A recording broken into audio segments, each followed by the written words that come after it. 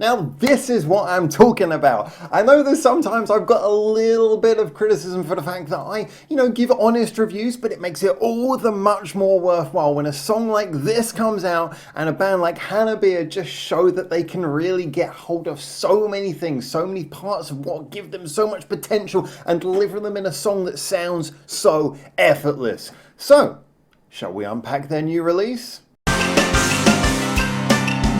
Hi there and welcome back to Japan, where Hanabie are releasing this song off the back of being on something of a meteoric rise, touring and releasing lots of songs that are getting a lot of attention, and favourably so. Well, this song, Be the Girl, which is what it says in English, but in Japanese kind of translates more like this year's girl?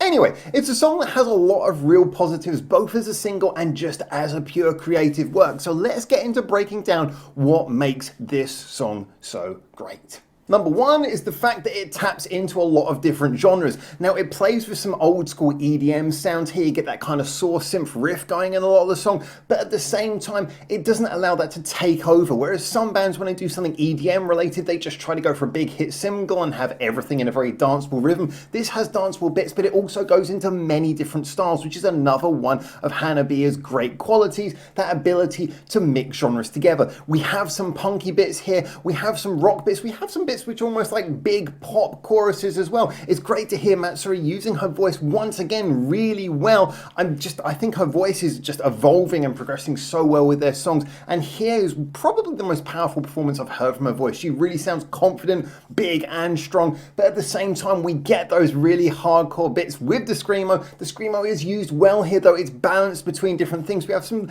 occasionally little cutesy vocals. We have a bit where she full on shouts what the fuck, and we have those singing bits I was mentioning before. We have tempo changes where the song speeds up. This just feels like if you imagine a kid in a playground just bashing together the blocks, but at the same time it turns out the kid is a child prodigy and is just getting the square peg in the square hole and the triangle peg in the triangle hole, and everything is fitting perfectly but in some kind of incredible raged mess. It's just such a glory to hear something which is doing so many things but they're gelling so well together. It is gleefully effortless in how it does so much and yet sounds so simple. And the fact that it sounds so effortless brings us on to point number two, which is just the fact that it is so easy to listen to. For a song that has so many twists and turns and so many things going on, it never feels like it's trying to shake you off. It feels like it's bringing you along for the ride. It's an accessible kind of song, or in other words, it's a really good pick as a single. Even when the beat goes double time and at moments like that when it gets heavier, it still manages to keep that core, rather dancey value underneath. Not just by keeping the same beat, but by kind of respecting it with little nods. It knows where the kicks are for people who are bobbing their head,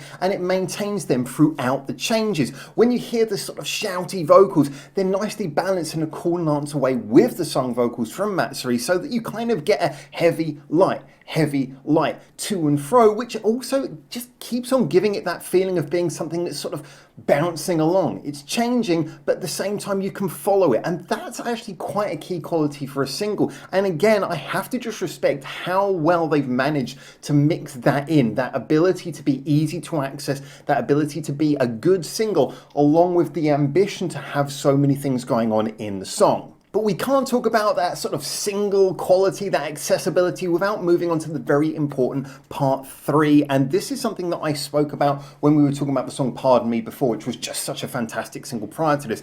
In that one of the things that I think is really interesting is when you've got a band who knows how to convey that sort of sense of rage, but with a sense of fun as well.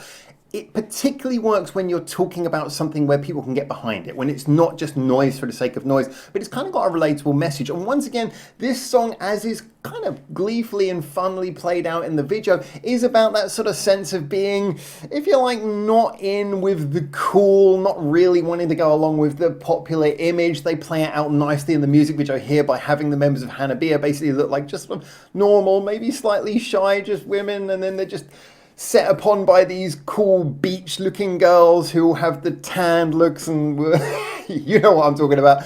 And they just kind of feel like they don't fit in, and they're just sort of observing this all like, what is this? Is this fun? This doesn't look like fun. And that whole sense is nicely carried through, and it gives a sense of narrative. It gets a sense of meaning. It gives you a reason to enjoy the anger in the song because it feels like it's about something. And at the same time, you can kind of enjoy it because it's done through a sort of a cheeky, fun lens. Like I say, they're having fun at the same time as doing something that has an energy and intensity and a sort of honest message behind it as well. So in conclusion, I would say this song really embodies so many of the things that I really enjoy about Hanabie. It's got a bright, fun video as well that comes along with it. It has those three things that I really like. It is energetic, but at the same time it's kind of fun, doesn't take itself too seriously, and yet at the same time manages to have a message which you can get your teeth into and not just think of it as being disposable. It manages to balance all those things, that ability to have several genres and yet at the same time know how to hit you in a very simple, raw and energetic way.